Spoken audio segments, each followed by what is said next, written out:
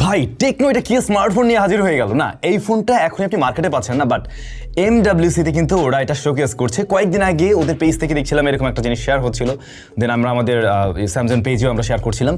But জিনিসটা যে এত শীঘ্রই নিয়ে আসবে আমি জানতাম না। হয়তো ভবিষ্যতে আমরা কমার্শিয়াল ডিভাইস পেতে পারি। এখন ফোনটা দেখুন কিভাবে কাজ করে। ফার্স্ট অফ অল স্মার্টফোনটার থিকনেস হচ্ছে only 4.9 millimetre, super slim device.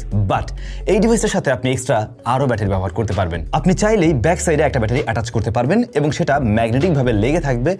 ম্যাক্সেপ যেভাবে কাজ করে কাইন্ড অফ ওরকম। এরপর যদি আপনার আরও ব্যাটারি দরকার হয়, আপনি আরও একটা সেকেন্ড ব্যাটারি ব্যবহার করতে পারেন। সো কি দাঁড়ালো, আপনার স্মার্টফোনটাতে তিনটা ব্যাটারি আপনি অ্যাট এ টাইম ব্যবহার করতে পারেন যদি কিনা আপনার মোর ব্যাকআপ প্রয়োজন পড়ে। এত গেল শুধু ব্যাটারি, বাট এর বাইরেও ধরুন আপনার স্মার্টফোনটাতে এবারে আরও বেশি সাউন্ড সিস্টেম দরকার, একটু স্পিকারের মতো বাজবে, বড় সড়ো ব্লুটুথ স্পিকার যেমনটা বাজে। হ্যাঁ, আপনি স্পিকারের মডিউলও এখানে সেট করতে পারেন। ছোট একটা স্পিকারের মডিউলও ওদের রয়েছে। এছাড়াও ক্যামেরা অ্যাটাচমেন্ট তো রয়েছেই। ফোনটাতে শুধুমাত্র একটা ক্যামেরাই থাকছে, বাট